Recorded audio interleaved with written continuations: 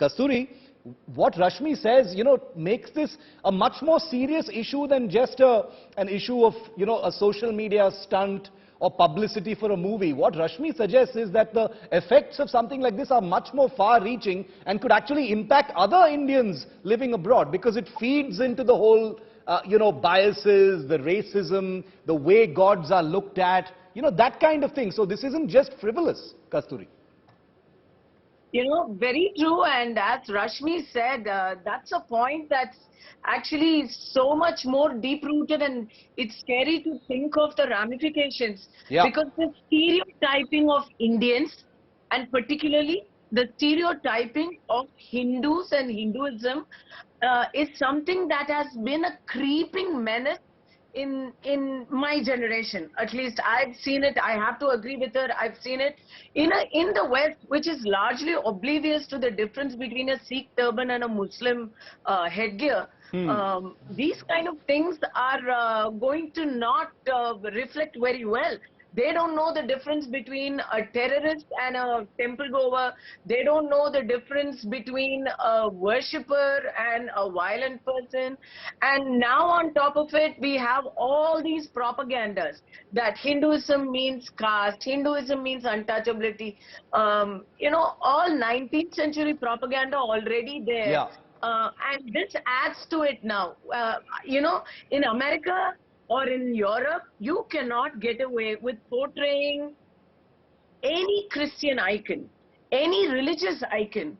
You cannot go to Israel and portray a Jewish icon, a prophet of theirs, or a saint of theirs in an unconventional light. You cannot even change their clothing. Yeah. You cannot show them in sexual connotations. You cannot do that without huge punishments meted out to you. But in India, we are tolerant. And now we are getting punished and abused for our tolerance.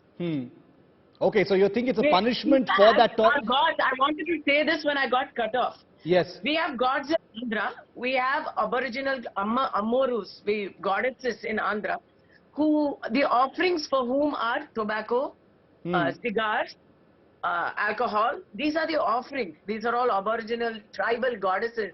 Yeah. And we do offer that. They have become mainstream gods and goddesses as well. We proudly offer them toddy and cigars and things like that. That does not mean that we have such. Why I say that is we are an inclusive religion. Nobody has to have wave of pride. No, which is why. Which is why, Deepa, and I wonder if you agree with me because you sounded angry also about the depiction itself. But the sense I get is also that there is a line to be drawn as far as intolerance/tolerance is concerned, and that there would be a lot of people maybe a few years ago who would kind of dismiss this. This wouldn't really offend anyone. I personally am not offended as well. But 2 weeks ago, 1 month ago, a Tamil superstar's movie released in Tamil Nadu, and it had some fictional Islamic characters. Yeah. And people took part in it. Correct. They did not take it lying down. It was a big scandal here. It was a big controversy. We cannot even tolerate fictional characters from a different religion. We say we don't want to be stereotyped. So stereotype is okay only when it is Hindu. What is this? Deepa, you want to add to that?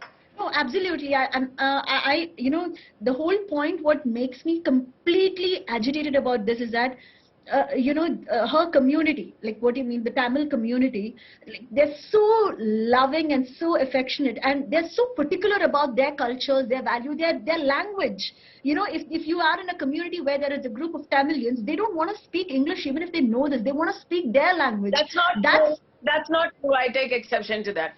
We will speak English, we will speak any language as long as you don't force us to speak yours. Let Deepa finish. Yeah, so what I meant was that, separate issue altogether. So fiercely protective about, what is theirs, right? And it just shocks me that someone from that community comes up with something like this. I really want to urge, and I really want to say that we need to take a case against her. And let's need to fight. She's not representative of all of us. Can Don't I? stereotype. Kasturi, let her This is finish. I'll what come back to you. This is No. why I'm on this panel. I'm ashamed that I have to sit here and explain with a shame face to everyone that she's a rebel and a rabble-rouser, and she's one of those woke people who revels in controversy.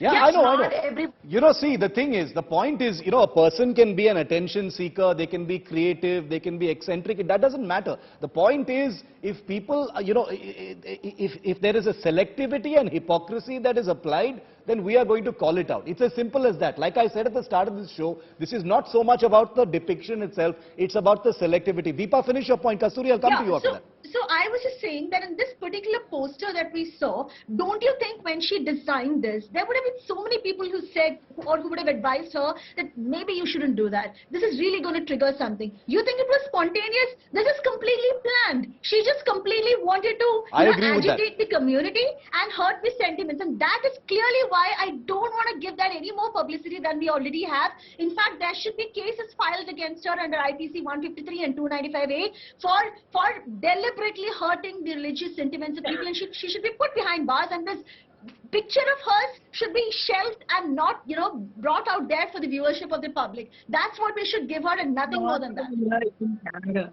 Rashmi, do you think, do you agree with what Deepa says? Because there is one section that believes that, you know, if you don't give such things attention, then that is the worst. That is the worst punishment. You don't go and watch the movie, you don't give it attention, you don't trend hashtags, you don't mention them, you just ignore completely. Indifference is the biggest weapon. Or do you think that it should be aggressively taken up against because of the reasons you mentioned earlier? I think that these things have to be countered, because if they're left uncountered, then, you know, it festers, and then, you know, it becomes basis for the Western academia to kind of, you know, reinforce their opinions of the Hindus. Yeah. Another point is that this kind of repeated hypocrisy that we've seen and selectively targeting a particular, you know, community. In the past, the Jews also have been, they continue to be targeted in a similar way. Is that when propaganda against a certain community is okay and that of others are not okay, then what happens is that all of the rage and anger which, you know, festers within our society, you know, murderous rage, all of that, it gets directed. They find a scapegoat for that in our community, in the people from our community, and it will happen across the world. That's what happened in New Jersey in the late 1980s, where an unhinged group of, you know, homeless white people found a target in Hindu women as dot heads, and then they started doing this whole propaganda against dot heads, and, you know, Hindu women's heads were hacked off. That was the extent to which it went. So this kind of selective hypocrisy enables these, you know, sort of bad elements in society to find an easy target. So that is what happens, and this is very dangerous, because I think, you know, as a community as well, we are not seeing beyond just hurt sentiments or beyond just freedom of speech, because these things, they come out in different ways. Essentially, when you look at the whole dot heads scenario, you would just think of it as a hate crime, but then it is rooted in repeated, you know, so-called stereotypes, free speech, and, you know, the kind of stereotypes that they, you know, push. That is the reason why other communities have been very, very strong in the way that they counter these, you know, stereotypes. At least the Jewish community, I think there's so much that we can learn in the way that they come together and they, you know, counter anti-Semitism. So the same needs to be done for Hinduphobia. We need to come together, we need to condemn.